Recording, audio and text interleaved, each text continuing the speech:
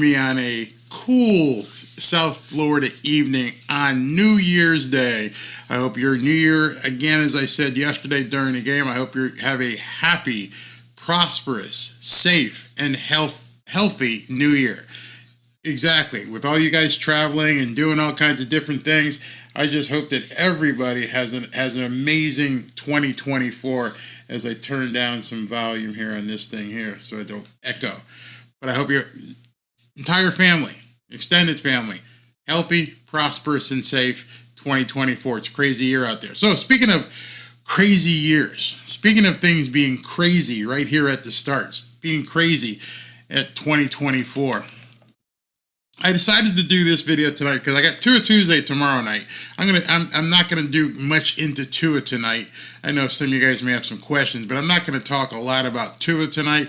I've got a whole show based upon Tua's performance in the game yesterday and what he's got to do this week.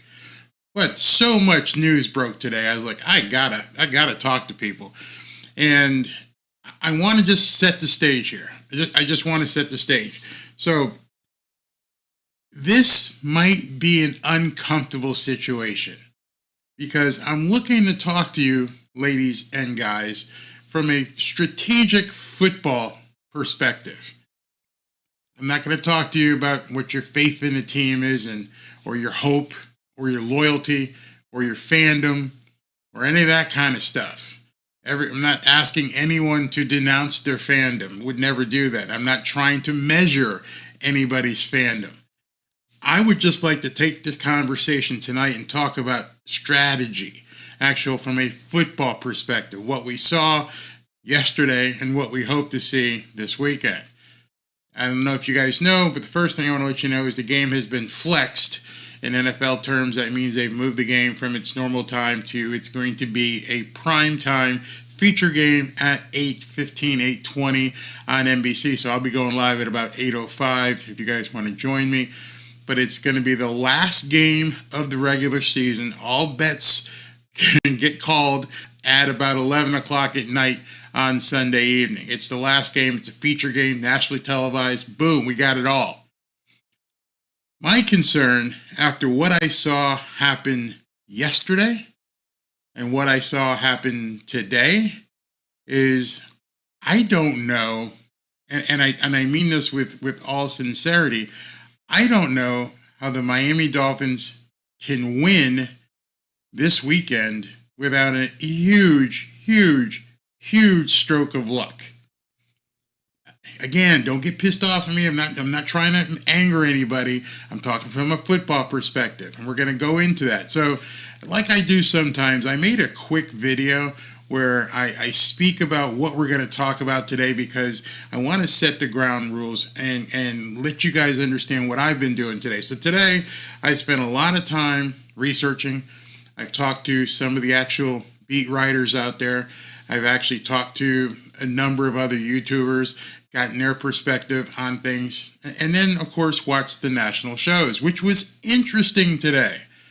What was interesting about most of the national shows is they had nothing to say about Miami. Maybe a blip here or there. At this point, the national media seems to have just pushed Miami off into the closet, that they're no longer of interest to even be talking about. I watched, as you know, our buddy Colin Cowherd, and he talked about the Baltimore Ravens and gave the Dolphins maybe 30 seconds of airwaves of time. It's just not it's nothing to discuss at this point.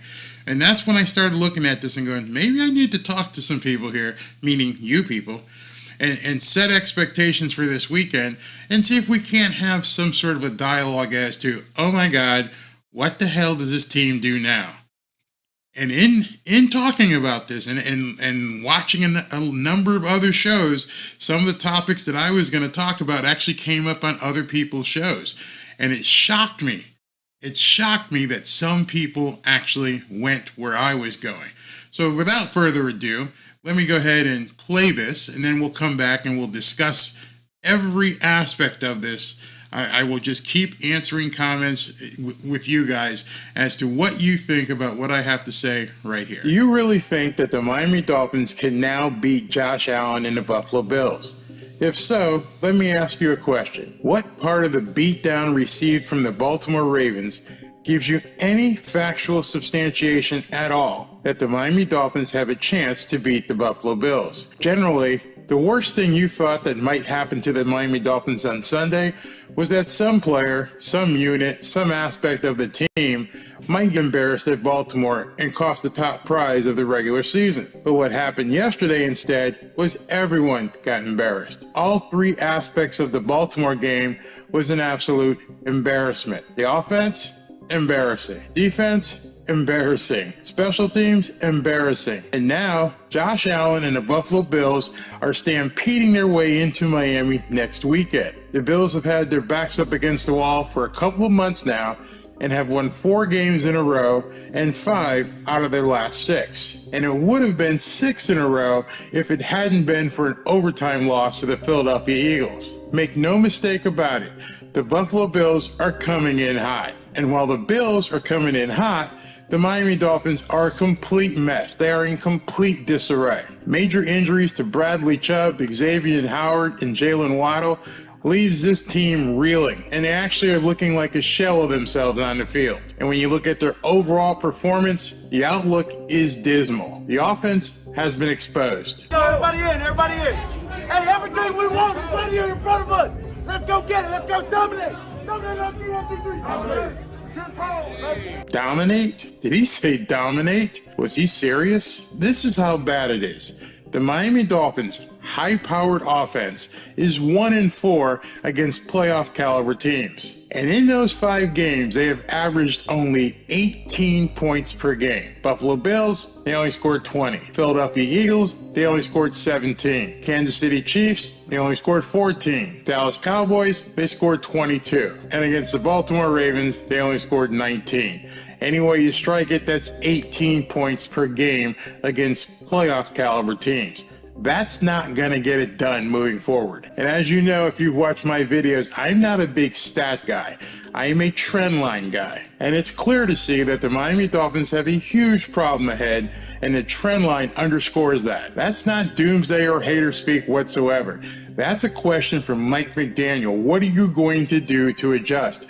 Thus far, you have not shown the ability to adjust when these playoff caliber teams come at you. In fact, when you play playoff caliber teams, the offense looks quite ordinary. Remember, back in the Buffalo game, the previous Buffalo game, the offense with Tyreek and Waddle both on the field, they were completely shut down. Go look it up. Tyreek had 58 yards and Waddle only had 46. So if this team has only been able to muster an average of 18 points per game against playoff caliber competition, and in those games, if the teams have been able to shut down both Tyreek and Waddle, please tell me what makes you think that the Miami Dolphins can beat the Buffalo Bills. In the Baltimore game, which I've also seen and when they've had to play the playoff caliber teams, Mike McDaniel had no adjustments coming out of the locker room. That was it.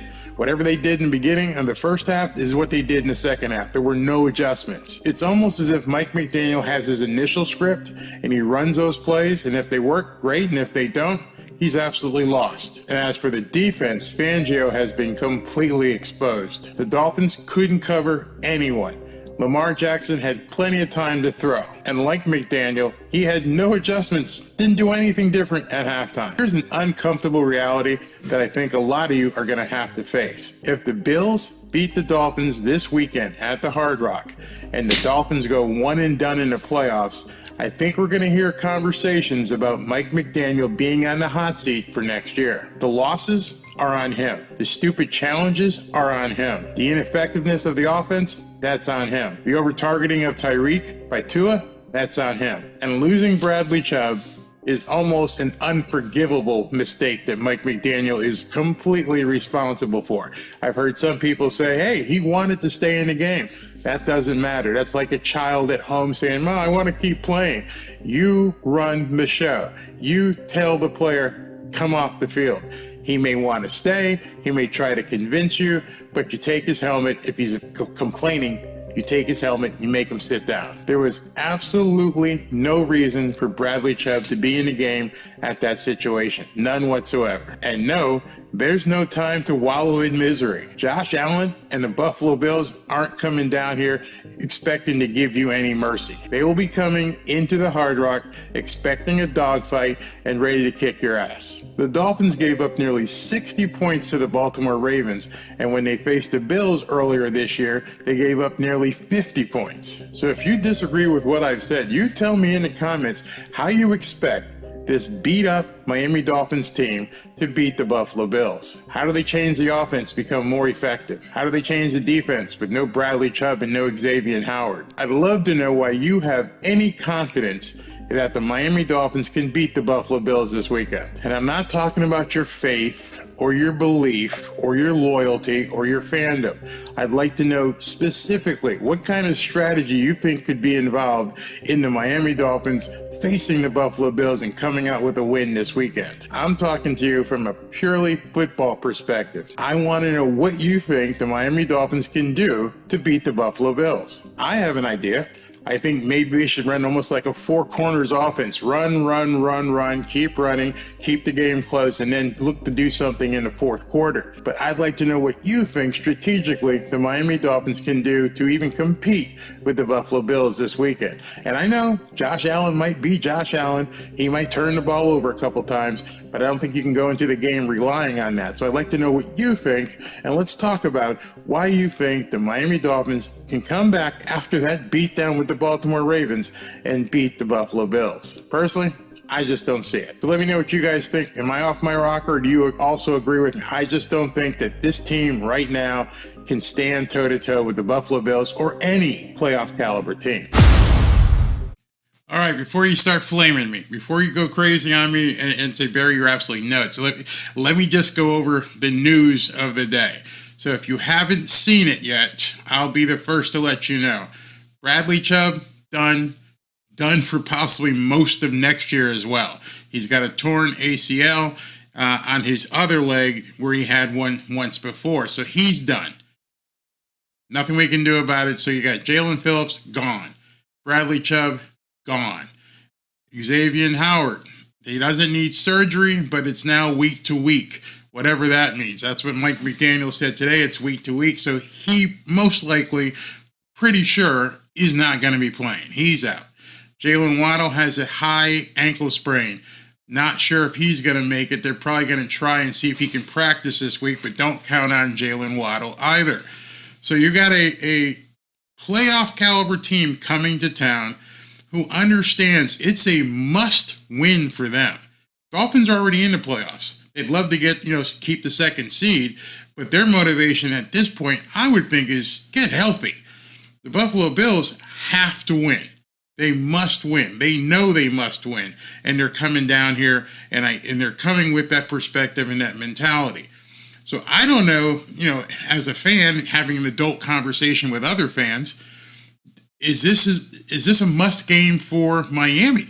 Is this a game that Miami has to win just because of how badly they got spanked by Baltimore? That could be some motivation, but when you've got nobody to rush, so at this point, from what I understand, Emmanuel Ogbah is going to be on one side, ABG is going to be on the other side. They may sign somebody as a backup, but that's who you got coming in at this point against almost a fully healthy Buffalo Bills team. They are pretty much healthy. They've got their offensive line, they've got their secondary, they've got their quarterback, they've got their halfback. Two big tight ends. And so you can expect David Long and possibly even AVG being spread out all over the field chasing a tight end around. You saw what happened yesterday with Lamar Jackson and Isaiah Likely with their big touchdown that their tight end scored. And then they had their big fullback catch the touchdown in the end zone. Stephon Diggs in the past has eaten Jalen Ramsey's lunch. So now there's talk, do you have Jalen Ramsey shadow Stephon Diggs, or do you have him just play who's ever in front of him, have, Gabe Davis on one side and hope that Kader Kohu and whoever else can cover the other wide receiver? There are so many holes. I understand from a fan perspective. Oh, I'm ride or die with this team. I've heard that today. I'm right behind them. I have faith. I have this. And I'm talking football. If you just look at a sheet and go, okay, let's just talk about the offense right now. From an offensive perspective, you don't have Jalen Waddle. Just let's assume that Waddle's not playing. We saw what the other guys did. Not much. Not much at all. We saw what happens when Tua seems to target Tyreek so much. He had 12 targets to Tyreek yesterday. 12 targets to Tyreek. Overly targeted Tyreek. Defenses knew that. Defenses sat on him. Defenses forced him to take a high-pressure shot each time, and that he wanted to get there. Then, on the other side of the coin, you have a full pass rush available against a makeshift offensive line.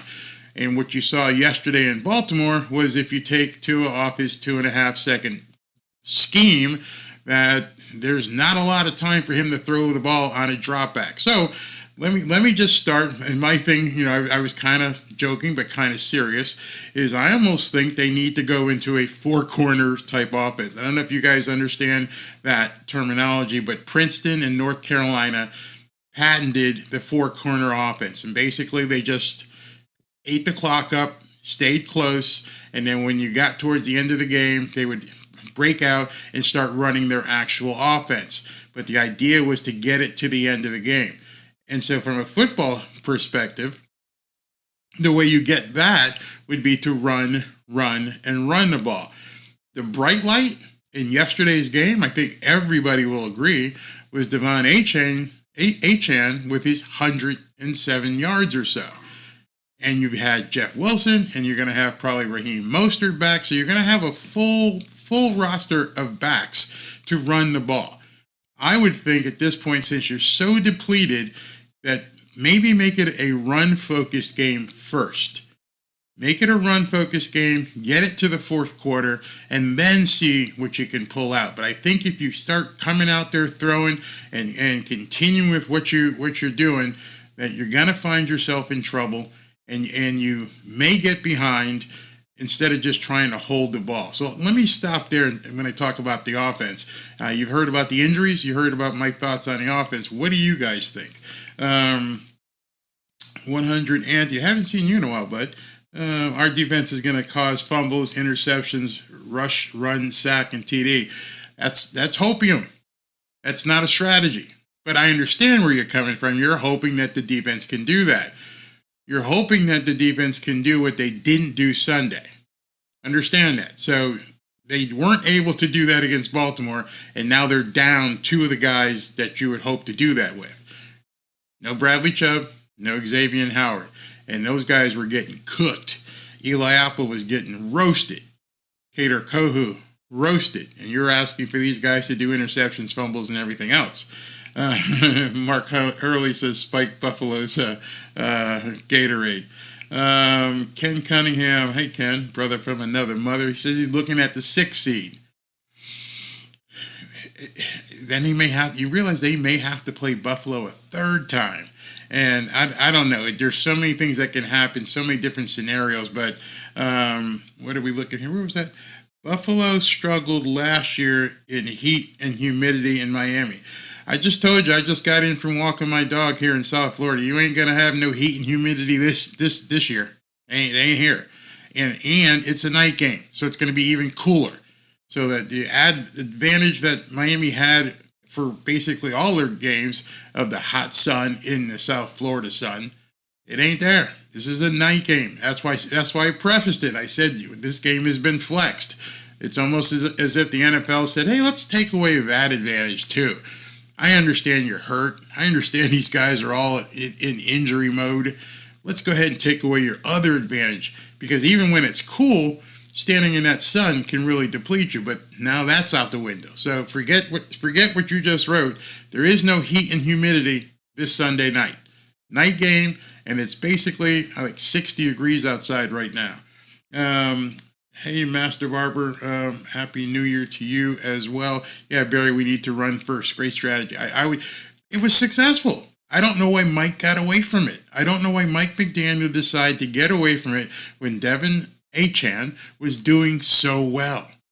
I mean, if you had a 100-yard rusher and you only ran him like 7 or 8, 9 times, give him the rock. Let him keep running. The guys were obviously getting holes for him.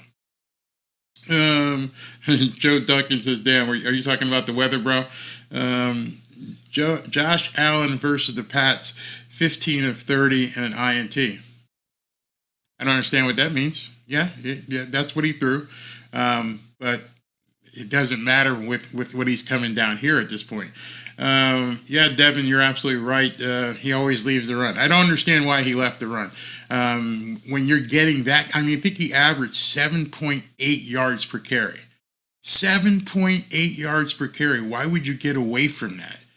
And that's what I'm saying. Forcing the targets to Tyreek doesn't make any sense. All the zippity-doo-dah crap. It's time to play real football.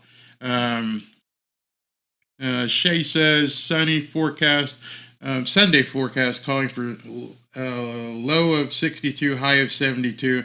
There will be no Hard Rock Stadium advantage. Nope. And I don't know if that's the night temperature. Check on that and make sure that's not the night temperature. So if you're saying a low of 62, it's probably in the night. So there is no Hard Rock Stadium advantage. Not at all. Hey, Captain Swole, how you doing, bro? Tua looks like a seal trying to evade a polar bear when under pressure. I'm going to go into all that tomorrow during Tua Tuesday because we got a lot to talk about Tua Tuesday. I got all kinds of film I can show you, and people might get pissed off, but that's you're absolutely right. Absolutely right. As we're talking about the offense, McDaniel is a horrible in-game coach. So, Captain Swole, some of you guys who have played ball, you understand when you go into halftime, your coaches separate positions and everything else, and they come up with whatever adjustments need to be made at halftime. I didn't see any adjustments whatsoever. I saw Mike McDaniel continue doing what he had planned on doing early, and I didn't see any offensive adjustments. In fact, I saw him stop running, maybe because they got so far behind, but they actually stopped running, and he took that out of his game plan, and he just had to throw it and had to throw it and had to throw it, which then at that point when you're down so far, it's pretty easy to defend. But he didn't really make any adjustments. I mean, Durham Smythe, we saw the game previously, he did very well. He kept hitting that tight end. Tua found that tight end. Tight end disappeared. I don't understand why he does that. Shay says that Mike is not a real head coach. Just admit it, except that no adjustments to make because our whole offense is based on not showing certain players' weaknesses.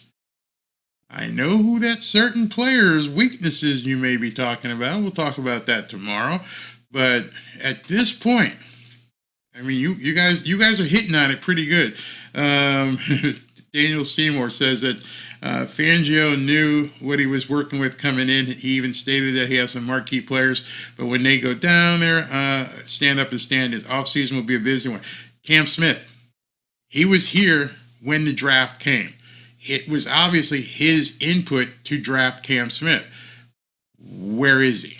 Why is he not? Is he not capable of playing? Did we completely whiff on Cam Smith?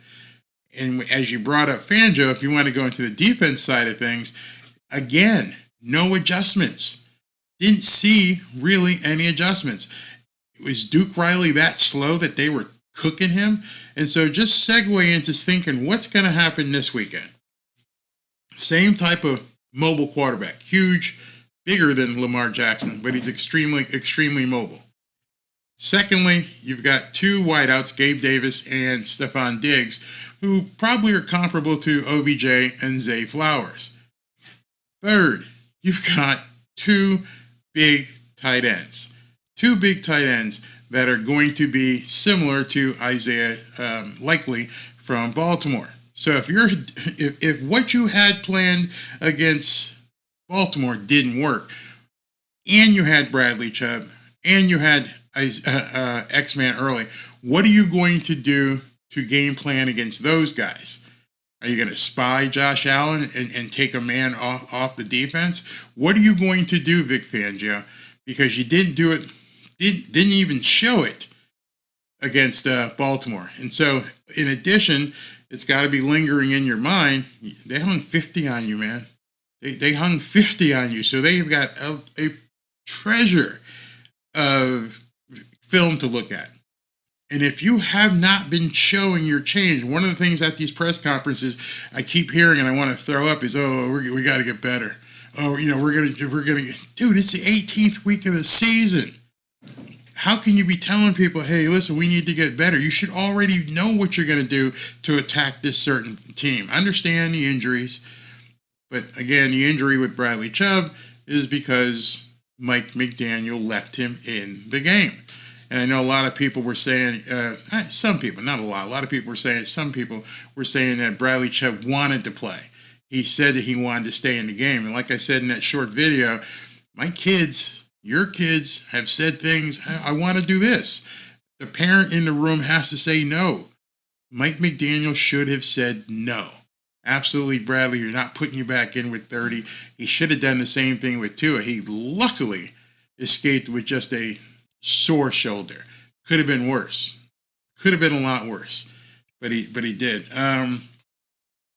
I'm starting to think that Tua is the problem. See, if you watch the game with me, I kept saying I am not going to blame Tua because my previous video, I said that they couldn't win unless Tua had a moment.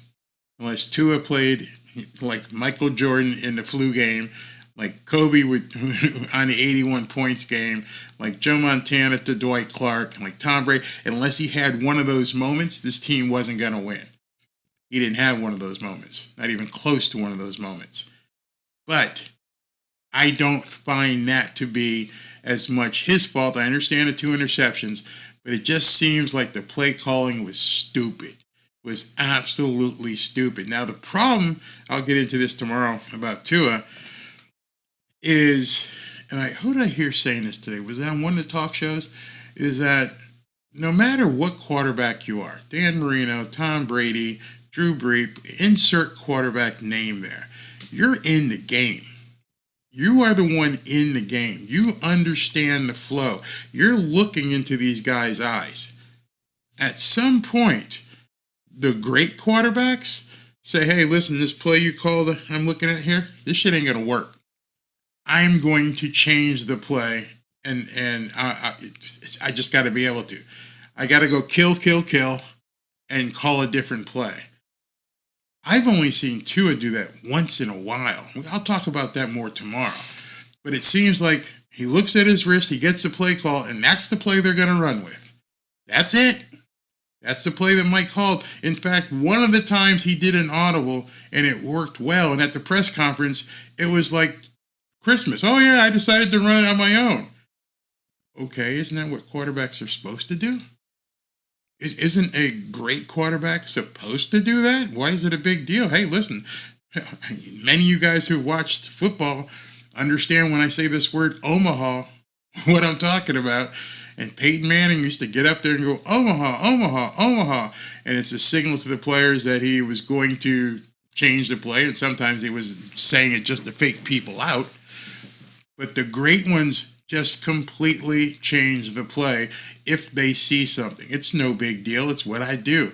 I'm a Hall of Famer. I'm a Super Bowl winner. I'm an elite quarterback. I know this offense inside and out. I'm going to change the friggin' play because I don't think this is going to work. I called the play in the huddle and the guys were like, don't run that shit. Okay. No, I can't block. I can't hit that block. He's steering too much to one side or the other. Coach isn't seeing it. He's not up in the booth. We're here. Don't call that play. Those of you guys who have been in the huddle, you understand that kind of conversation goes on. Quarterback has to basically understand he's got the word, tell you to shut up. We're going to do this or that. Keep your mouth shut. This is what we're going to do. But he's going to listen. And especially if your offensive line or your center comes up and says, can't call that.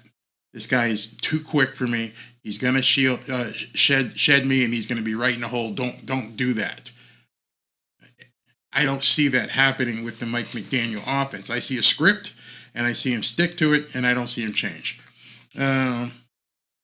Captain says, I guess he's talking to somebody. Why our offense didn't keep the game close, knowing our defense was trash, and go toe-to-toe. If they score 56, why not score 57? Okay. Tyreek has a bad ankle. Nothing to do with his hands and dropping balls. Happens. It just happens. Ask the guys in Kansas City. They're dropping balls left and right all season long. McDaniel is poor at clock management. He's creative to a point, then very predictable times. He's got to show improvement. Hot seat. So if we want to go there for a couple of minutes, let's talk about hot seat. If they don't beat the Buffalo Bills and they limp into the playoffs and go one and done, I believe that Mike McDaniel will be on a prove-it year next year. That's it. This is your third year, bro. You blew out the playoffs last year. Let's see what you do this year. You get blown out the playoffs again early here. Next year, we're watching you. We got our eyes on you, bro. And I don't mean me. I'm talking about Stephen Ross and probably lame duck GM Chris Greer. You got too much money out there on that field. You have too much talent out there to go one and done. And so next year, and this is probably where it's going to get really bad next year, is the Dolphins end up having a really easy schedule this year. What do you think is going to happen next year? I guarantee you the schedule will probably be tough from week one. And not knowing, and just with the teams they play, the two unknowns, we don't know what's going to happen with the Jets quarterback situation, and we don't know what's going to happen with the Patriots coaching and their quarterback situation. So the AFC East can only get stronger. Can't get worse. Can only get stronger. So that's going to be something. So with whatever Mike is doing, and as somebody else said, calling plays to cover up certain people's weaknesses, he's going to have to save his own ass. At this point, you're going to have to call a regular offense. They're on to you. They understand all this zippity-doo-dah bullshit. It ain't going to work.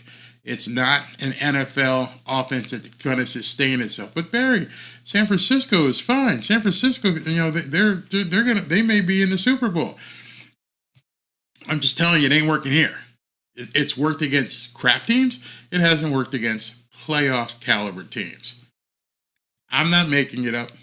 Go look it up. Buffalo, Kansas City, Philadelphia Eagles, Cowboys only scored 20 points in a win, Baltimore. Playoff caliber teams have rendered this offense pretty much average. You can't disagree with that. You have to see what it is. Hey, but they scored 70 on these guys and 40 on these guys, and he's thrown for 4,000 yards and yada, yada, yada. Look at the 5 games played against playoff caliber teams. There's a reason why that dial gets shifted and only 18 points per game. Just think about that. If this offense is so high octane and so powerful and so much of a track meet, you're only scoring 18 points per game. Not one time, over a course of 5 different games. You have a body of work right now that's showing it ain't working. And that's probably hard for a lot of fans to look at, because you look at the other 11 wins, or 10 wins rather, and go, hey man, we're killing it. Okay, look at these 5 teams. Look at these 5 teams. Now, when you look at these 5 teams, now understand you're going into Buffalo again, and you're going into it with a very, very injured team. So I don't know specifically how this team can win against Buffalo. I'm looking at you guys to see what you can say. Mike can't make adjustments with Herbert. I don't know what that means. Let's see here. Don't pay to. We'll talk about that tomorrow too. Hey Tom, how you doing? Teams take on the personality of their head coaches. Compare Harbaugh with McDaniel. Boom. Mike McDaniel is the cool kid. He's the guy wearing the designer sneakers and the capri pants, and everybody loves him because he's like one of the guys. Was Don Shula one of the guys? I don't think so. I think he ran his team kind of hard. Didn't hang out with guys, be best buddies with them. That's not my job.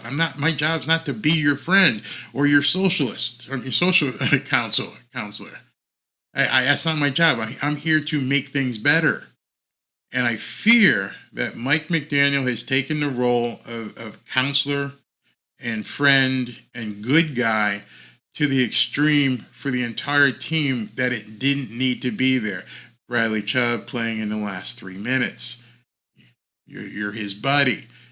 Let him say, I want to keep playing. You didn't tell him no.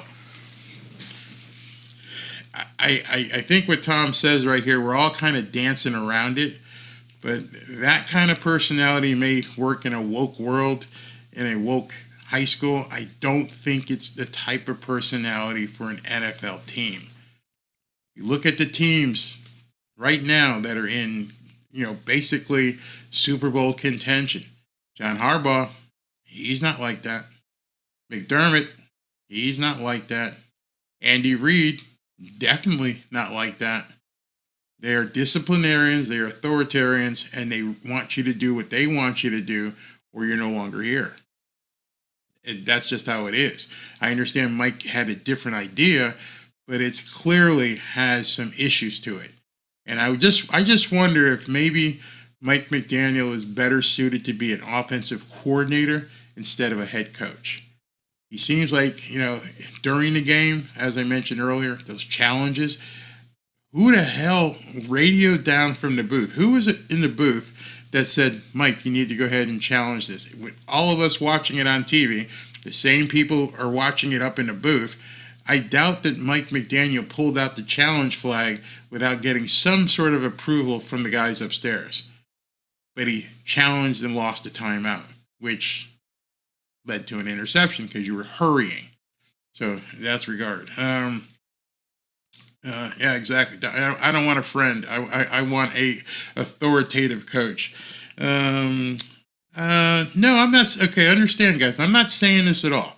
I'm not saying the season's over. I'm not saying anything in that regard. All I'm saying is something has to change drastically before Sunday. You've got 5 days, actually 4 at this point, Tuesday, Wednesday, Thursday, Friday, because you only have 2 days of practice. So think about that as well. Because of the way the NFL runs things, the way the Dolphins runs things, you basically have 2 days of practice. Get a walkthrough on the end of the week, but it's basically 2 days. Today's Monday. Tomorrow today was probably films. Tomorrow they'll do some stuff. He installs the playbook for the weekend, and then Wednesday and Thursday they'll practice. And that's it. So what's the game plan going to be? Because it seems to me, what I'm seeing, you guys tell me if you see differently, that they don't have much of a playbook to change. It doesn't seem like he's putting in special packages just for a specific team. When they played Denver and they went off and scored 70 points, they ran a couple plays that were like, oh shit, what is that? That's fantastic. Have we seen the shuffle pass since Denver? I'm just saying, it worked so well. I think Achane scored 2 touchdowns on it. I haven't seen much of that all year long, except for that one game. Fangio, set in his ways. I will not. I don't want to blitz that much. I want to sit back and have everything in front of me, and I don't have the players. Well, dude, did you tell Stephen Ross that you didn't think you were going to be able to perform unless you had an all-star team in front of you? Unless you have an all-star team of players, you're not sure that you can make this shit happen. I'm pretty sure that there's a plethora of coaches in the league, if they had an all-star team in front of them, could probably coach. But, Christian Wilkins disappeared against Baltimore. Just disappeared. Zach Sealer did okay, had a sack, played strong. But now you've got nobody on the ends. No Jalen Phillips, no Bradley Chubb. My concern with that is Josh Allen may have all day to throw on Sunday. You're going to have to blitz him. You saw Lamar. Lamar could have baked a cake out there for some of those plays. And you can't expect these defensive backs to stay with all these players as they're running around. So what's your difference? If you didn't want to blitz because you're afraid that if you missed him, he would take off. But then if you don't blitz him, you just stand back there and bake a cake and throw it to whoever you want 30, 40 yards down the field. That was one of the things that I think got exposed is, oh my God, how did these guys get so friggin' wide open? I heard, who was it talking today? I keep forgetting these guys. They're all interchangeable. But they're like, Lamar Jackson didn't really have a great game. And the guys, it was Rex Ryan, I think. He's like, he didn't really have a great game. He just had to just throw the ball to the open guys who were all over the field. Basically, any NFL quarterback could do that. And I was like, well, I agree. He just stood back there and they were wide open. All right, so why were they wide open? Why? Remember, in addition to it being 56-19, remember the opening drive that Baltimore had. People are talking about Tyreek dropping the ball and Chase Claypool dropping the ball.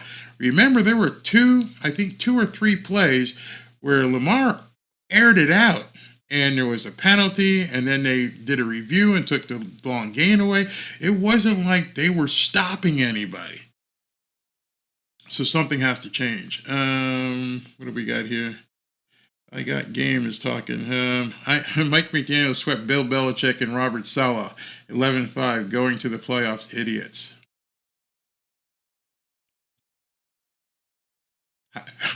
How do you want anybody to respond to that?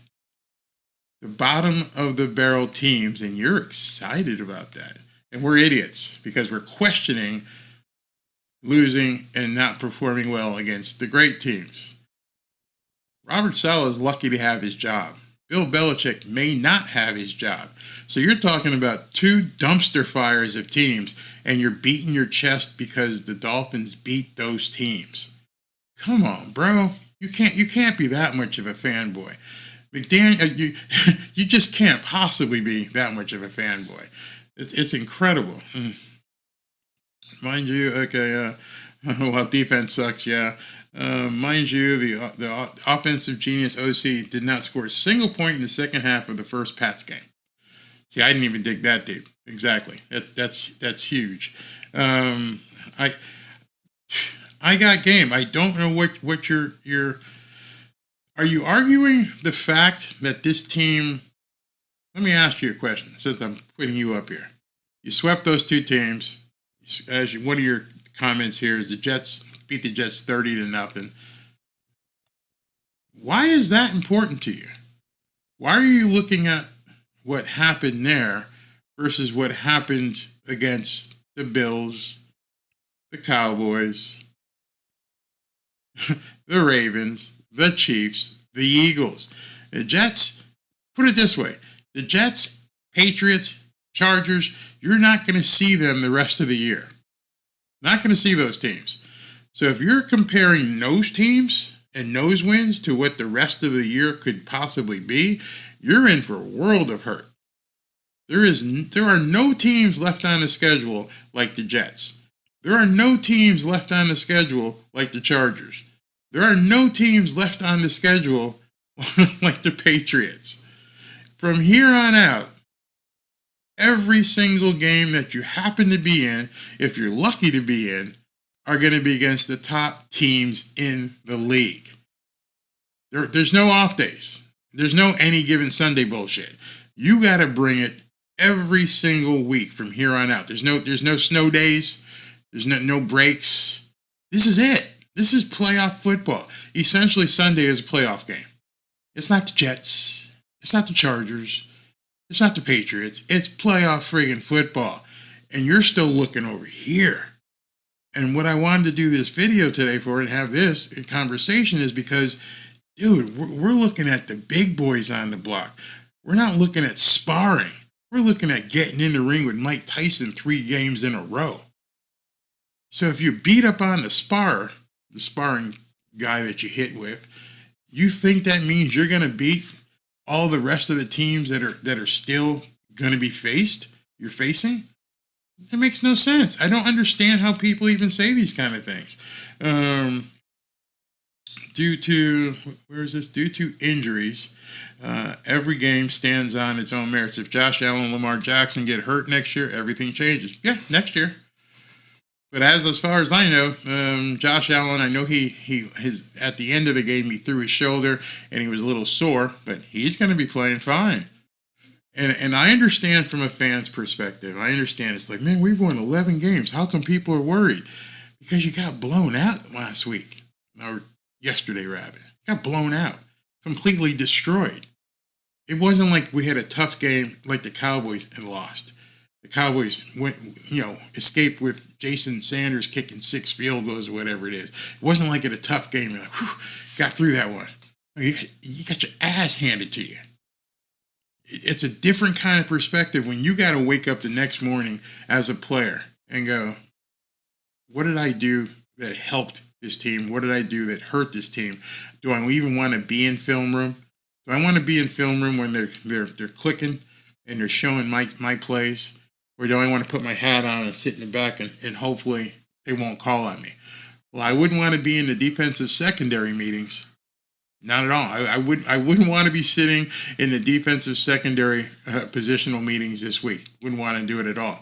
I wouldn't want to be sitting in the linebackers room. Not at all. And I'm trying to give you a different kind of perspective in terms of you have to look at what you did last week. And only reason I'm bringing up the Bills when they scored 50 points earlier is because of the film. You have the film. And now all year long, people have compiled film. They understand. Most of these teams won't watch the Jets films. They won't watch the Patriots films.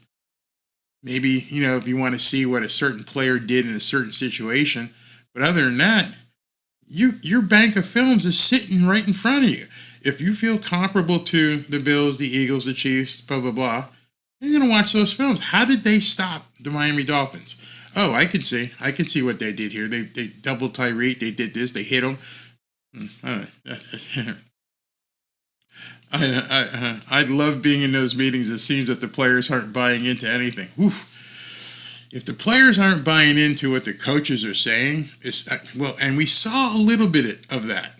And it got played, I don't know if you guys saw, it got played out on Twitter when CeeDee Lamb with the Cowboys and Jalen Ramsey said, I'd like to go ahead and shadow CeeDee Lamb. Jalen Ramsey knows he's a shutdown corner.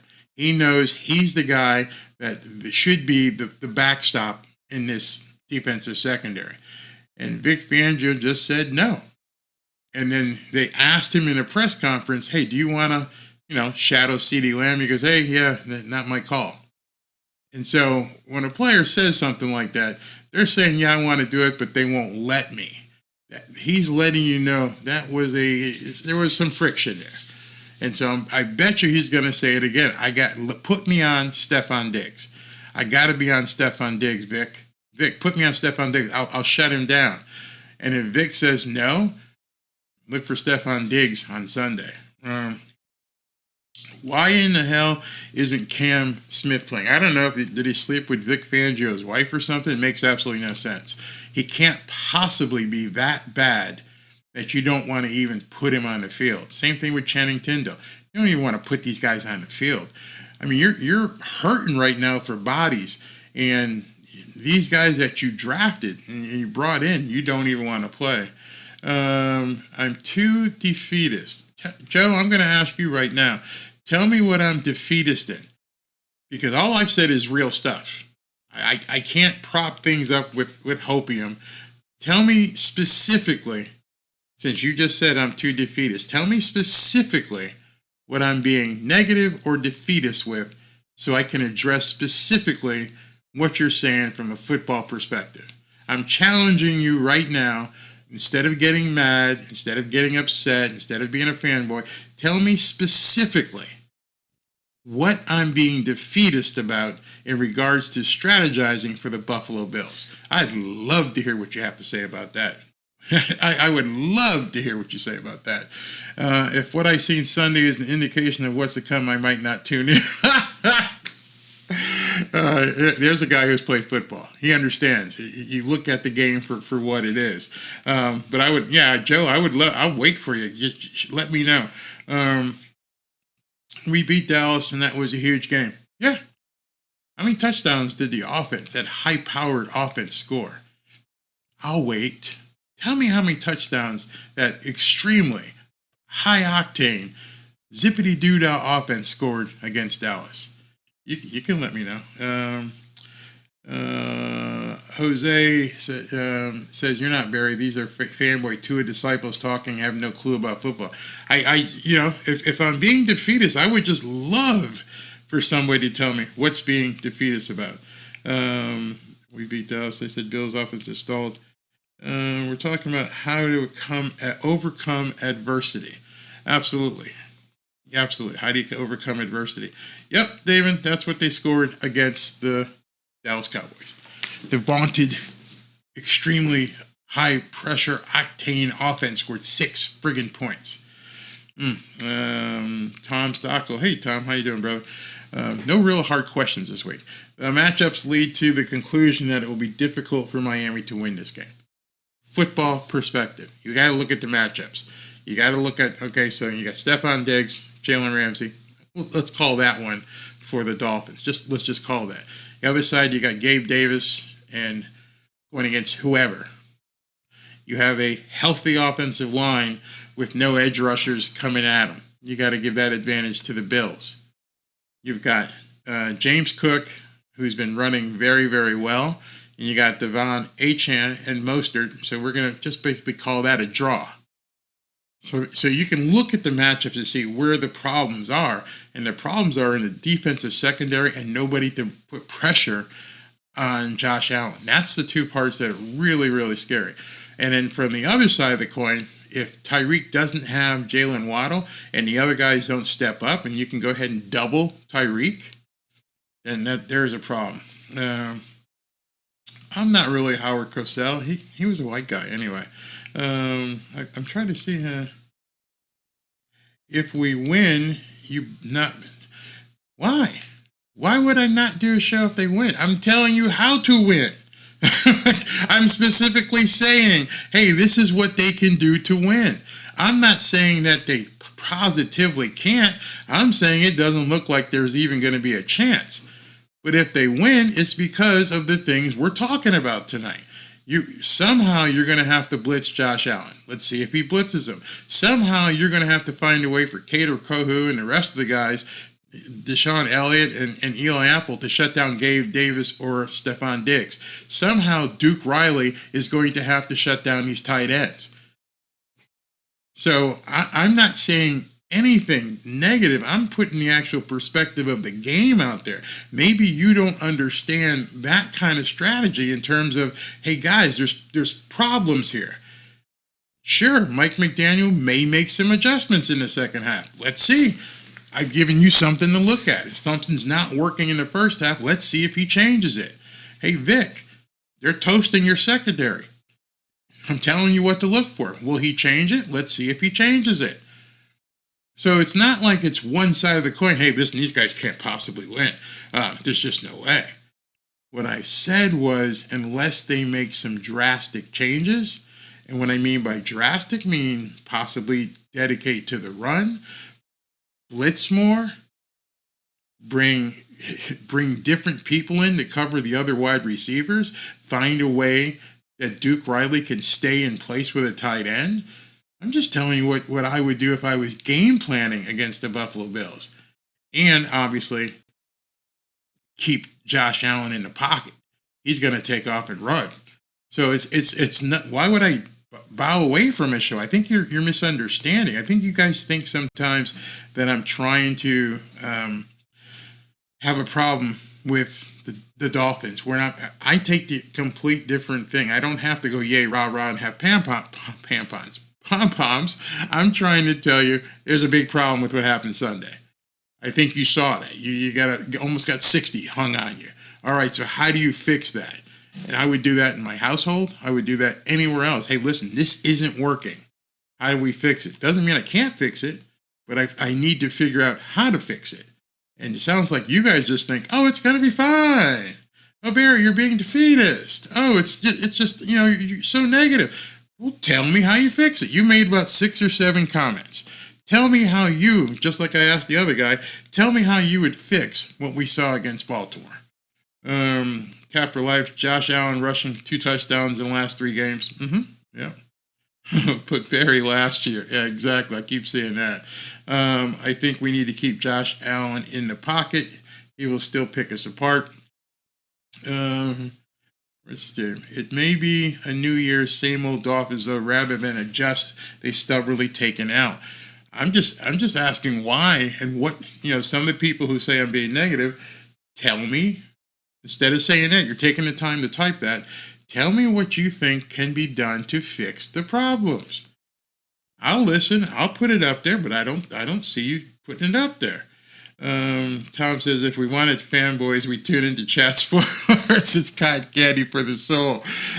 All right, so that's not going to work. I got game.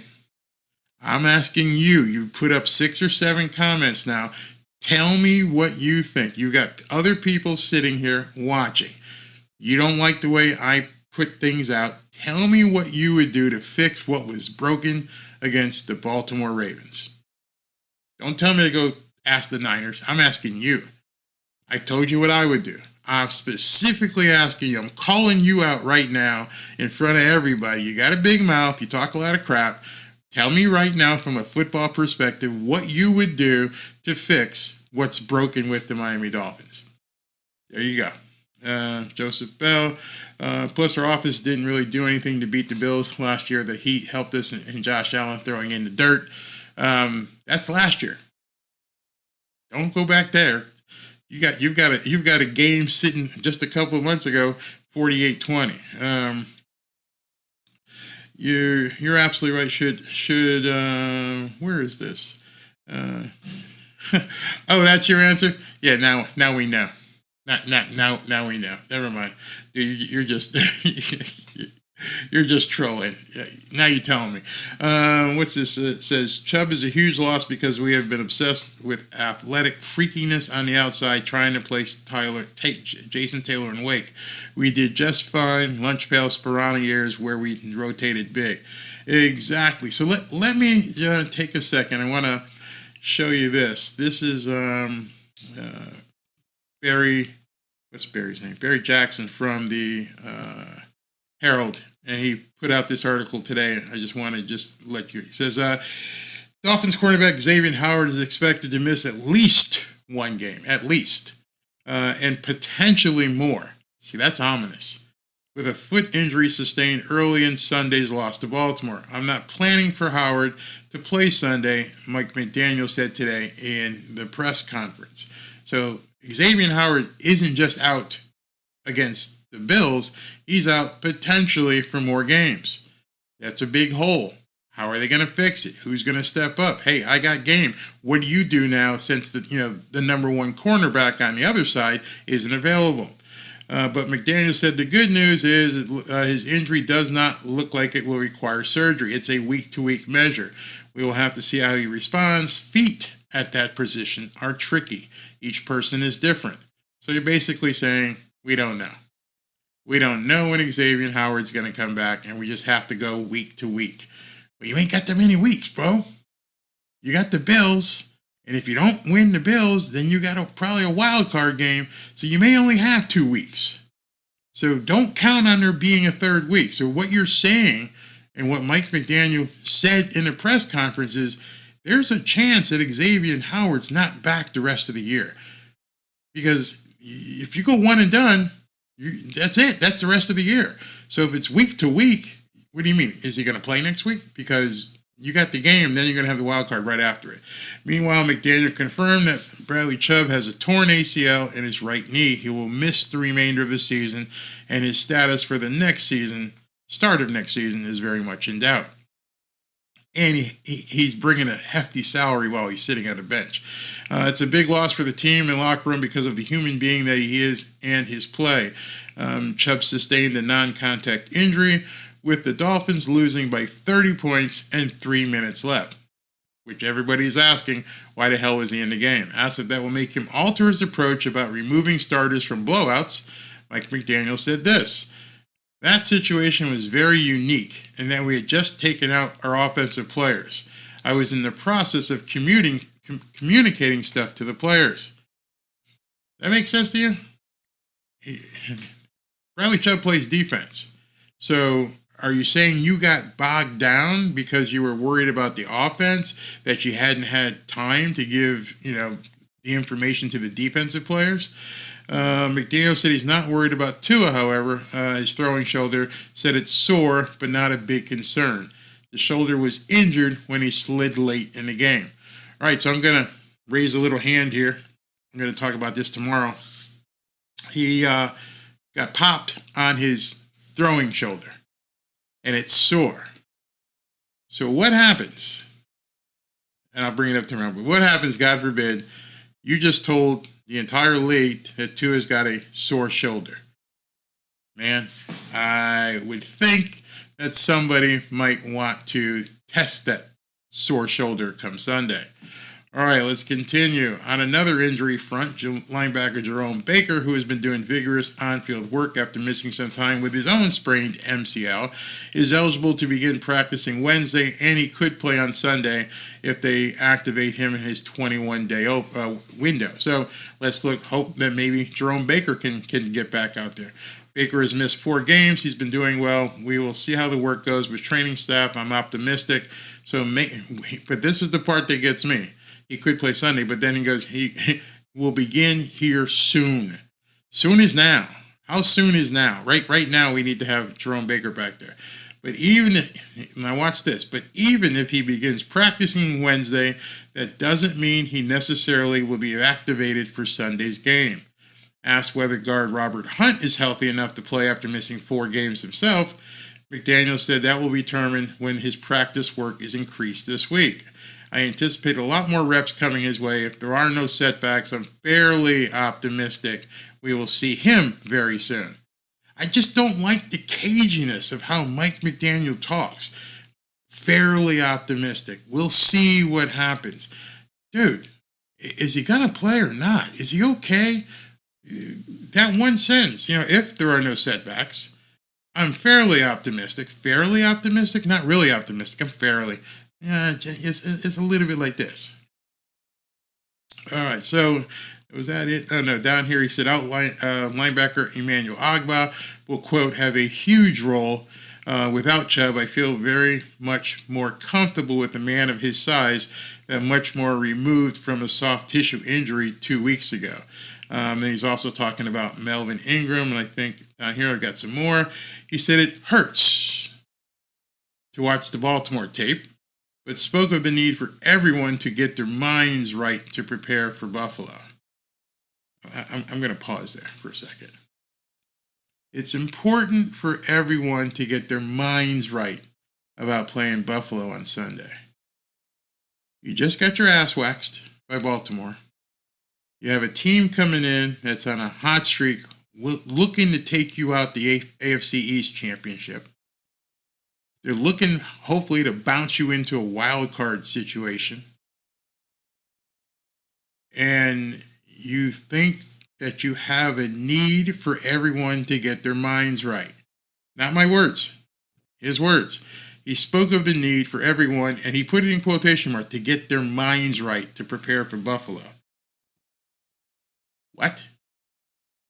Wait. How do you need to get their minds right with the immense importance of this game? Who on this team doesn't understand the importance of this game, that you need to help them to get their mind right? I couldn't fathom that when I read that. These guys should be ready to run through walls. And he's saying, minds right. You got to get their minds right. They have to understand. They got a big game this weekend. On why the offense struggled after a strong start, they tried to force some plays that ended up in turnovers that kind of derailed the entire game from an offense's perspective. We were overly aggressive, not just taking what's there. I'm included in that too. Best way to not throw a pick is to call a run. I want you to read that again. This is from an NFL head coach. He says the offense struggled because they tried to force some plays that ended up in turnovers.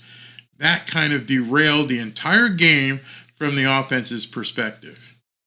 So because Baltimore decided they wanted to dictate things to you, because Baltimore said, no, we're not going to let you do this, it derailed your entire offensive perspective. And you don't think that Mike McDaniel will be on a hot seat next year? Those are his exact words. Tell me if you would think that would come from any other NFL coach. They tried to force some plays that ended up in turnovers. That kind of derailed the entire game from an offense perspective. How did it derail your offense? You tell me you couldn't go and make some adjustments? Overly aggressive, not just taking what's there. I'm included in that too. Best way not to throw a pick is to call a run. You understand who he was talking about right there. Because he added himself at the end. He wasn't talking about himself. Notice, read that again. Overly aggressive, not just taking what's there. Oh, by the way, I'm included in that too. So who are you referring to in the primary sense? Overly aggressive, not just taking what's there. Oh yeah, me too. And best way to not throw a pick is to call a run. Remember I talked to you earlier about audibles? I'm bringing it back around right now. The best way not to throw a pick is to call a run. Mike McDaniel's words. The best way to avoid a pick is to call a run. Who is in charge of calling a run when the defense has dictated that what we were planning, what our perspective was, is no longer going to work? Remember what I said earlier. When you're in a huddle, somebody will say, don't run that play. I can't block this guy. Hey, don't run this play. He's playing inside and he's taking that away from me. The other players will tell you. And at that point, the quarterback, the great quarterback, the elite quarterback has to step in and go, Omaha, Omaha, Omaha, kill, kill, kill. Here we go, here we go. Whatever the terminology is, the best way not to throw a pick is to call a run.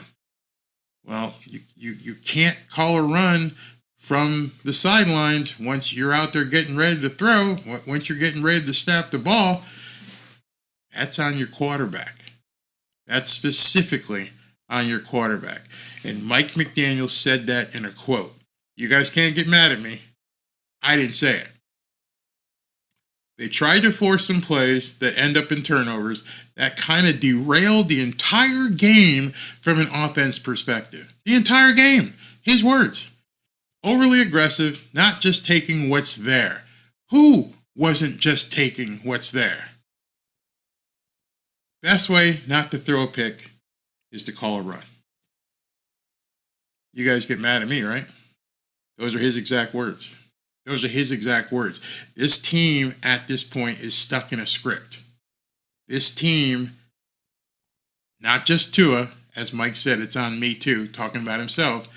This team is stuck in a script and they're not adjusting. That's what I see as a huge problem come Sunday. Unless Tua is allowed to audible and change plays. Unless Tua can get out there and say, Omaha, Omaha, kill, kill, kill. We ain't running the shit that Mike called. This is what we're going to do. Then the Dolphins are in big trouble. Because Tua's going to run the play as it's scripted. He's not understanding what they're giving and taking. And then he's throwing it to a spot that he thinks where he's supposed to throw to. Barry, he didn't say that. Oh, he absolutely said that. He absolutely just said they tried to force some plays. In doing so, it derailed the entire game from an offense's perspective. Not just taking what's there. That's why I say I don't know if this team can beat the Buffalo Bills, because in order for this team to beat the Buffalo Bills, you're going to have to, quote, take what's there. You just can't come out and let them dictate to you what you're going to do. Hey, we're not going to allow you to take this in break with Tyreek. We're going to have a guy in front and behind him. So unless you change this to a run with Achane and call it off, we're going to be sitting back here waiting for you. You're not taking what's available. Anyone who's ever played football, for some of you guys who have never played, they will tell you that football is a game of give and take. The defense is going to allow you to do something. You have to be willing to do it. It's just that simple. I mean, if you have to hand the ball off 40 times because they're not adjusting, put it on them. Hand it off to Achane, Mostert, Chris Brooks, and Wilson until they say, okay, Uncle, we're going to have to start differently here. But you just can't go back afterwards and say the entire game was derailed from an offensive perspective. I saw that printed, and I said, I got to do a show tonight. I didn't have anything planned. I was just going to wait till 2 Tuesday, and I looked at this and went, are you freaking kidding me? Your entire game plan was derailed because the defense was doing what they're supposed to do? You understand that, right? You understand that defense is supposed to force you to change.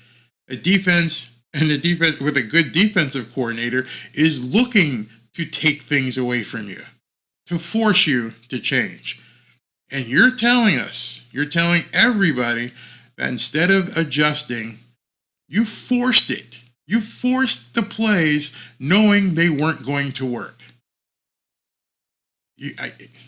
That's not negative. The coach is actually saying that. And I don't think people understand because it's easy to cheer and say, oh, that works and that didn't work and we beat this guy. When your head coach is saying, you derailed my entire offensive game plan. You crumbled it up, spit on it, and threw it out the window. And I had no ability to change because my players weren't taking what the defense was giving them. Do you guys understand it right now? And I know it's difficult. I'm like, oh, this Barry guy is being so negative. What's negative? Those are his words. I'm explaining and showing you his exact words and what they mean from a football perspective. You can't be ticked off at me, think I'm being defeatist or negative. Those were his words. That's exactly what he meant. Anybody in the chat who's played football can read that and say, oh, what do you mean it derailed your whole game plan? Unbelievable. Bills aren't any better than Dallas. Okay. If your customers are complaining about the recipe for chili, change the recipe. I don't even know what the hell y'all talking about. That's weird. Play Mike White. He's not fragile and can extend plays and can throw on the run. What's going on? Mike McDaniel has back-to-back winning seasons. Yep. Any hardware? Any hardware? Let me know if you have any hardware. And I gather, listen to I Got Game and some people here, y'all just don't care. It's obvious to me that you don't want to know the inside of football. I don't know why you continue to tune in, but it's obvious you don't want to know the inner workings of how football works. So Miami is a great plan A team. Everybody has a plan until they get punched in the mouth, no plan B. Again, you just saw his exact words. You can download and go look at the press conference and hear it come out of his mouth. They derailed my entire offense because we weren't taking what the defense was giving us. He's saying to put the Baltimore game behind you and concentrate on the Buffalo game. You shouldn't have to be told that. You're getting paid millions of dollars. You are a professional athlete. A professional athlete has to have a very short memory. Baseball pitchers who throw pitches and get hit home run, you can't remember the home run. That's your job. Your job is to have a short memory. Your job is to focus on the next game. You're not a fan who mires in it. You can't even remember the last play, unless you're a defensive back and you have to just adjust to what the guy's running. But when you're lined up ready to go, there was a comment that says I made kind of fun of it because he said that the players have to be laser focused. He said, I saw it in their eyes that they're laser focused for the Buffalo game. And I go, were they not laser focused for Baltimore? See, when he talks, I listen. When coaches say stuff, you guys obviously don't listen or don't understand what the hell he's talking about. What do you mean their eyes are laser focused for the Buffalo game? Were they not laser focused for the Baltimore game? because it goes without saying. We built this. I'm not even going to address you anymore. Joe, I mean, it's funny. I understand from doing this for a year, it's very hard. And a lot of fans just don't want to hear it. I mean, somebody sent me a link today where the guy Big O was saying basically very similar stuff, saying that Mike McDaniel he's on a hot seat. He doesn't perform. He's going to be gone. I heard other guys saying certain things, but it's when I say it, because I go a little bit deeper, it pisses people off, and I'm not really sure why. Joe, I try very much so. Captain Swole, you forgot the Dallas chat. What? You forgot the Dallas chat, so I doubt you had just come here to argue with. Oh, so you're talking to somebody else in there. Okay, yeah, absolutely. If that's the case, us fog guys should be excellent athletes. Shay says, Mike needs to shut the hell up. He's just a wordsmith. Yeah, he mumbles a lot during practice. That's why I was shocked when I saw the Hard Knocks thing, and he was up there swearing, and I'm like, are you acting, or is this, which is your real personality? Because we saw you on stage at Hard Knocks, and we see you talking to the press, and it's completely different, so whatever. Let's see here. Mike ain't going, what do you say? I don't know. Mike ain't going anywhere. I don't know what people are thinking. You're only as good as this. Stephen Ross didn't hire Mike McDaniel to be a chauffeur, a guidance counselor, a friend. He hired him to win. He's not going anywhere this year. He's going to have another year, but I would almost say if he doesn't perform next year, if they don't win in the playoffs, why am I going to keep paying you? Because I like you? Got to perform. This entire job as an NFL head coach isn't to win 11 games. Great, fantastic. It's not to win 12 games. It's to win banners, hardware. I'm telling you right now, he's not going to be there for that fourth year if they don't do something in these next two, this year and next year. This year could be an advance. Hey, listen, we won a playoff game. We've progressed. Okay. Next year, I want to see you win the AFC Championship. You have to perform. You just don't get a pass and go, they were just too good for us. Nah, that ain't going to work. Yeah, it's only his second season. I don't see him going anywhere this year. I'm not saying at the end of this year. I'm saying next year we'll see what happens, because next year, and I think you guys know this, there's going to be a whole lot of changes. They're going to have to do a whole bunch with the salary cap and all the money that's outlaid, and who's going to stay and who's going to go, and how are they going to allocate? Are they going to pay Tua, which is what we'll be talking about tomorrow? Are you going to take $250, $300 million and give that to Tua and basically strangle the rest of the team? I don't know. Who has rings? Pat Mahomes, and that's it. Really? Pat Mahomes, the only head coach. I mean, his coach, Andy Reid, is the only head coach with a ring.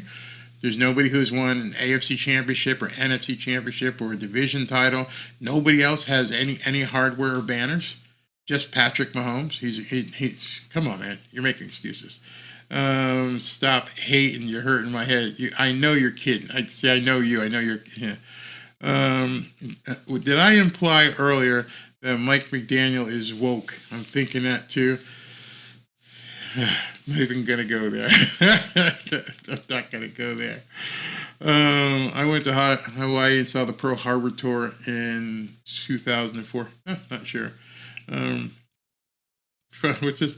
Barry, from a fellow football player, skinny dude like McDaniel can't command true respect from a ton of massive dudes. The coach has to be somewhat masculine or dominant or loud. That's funny. That's real funny.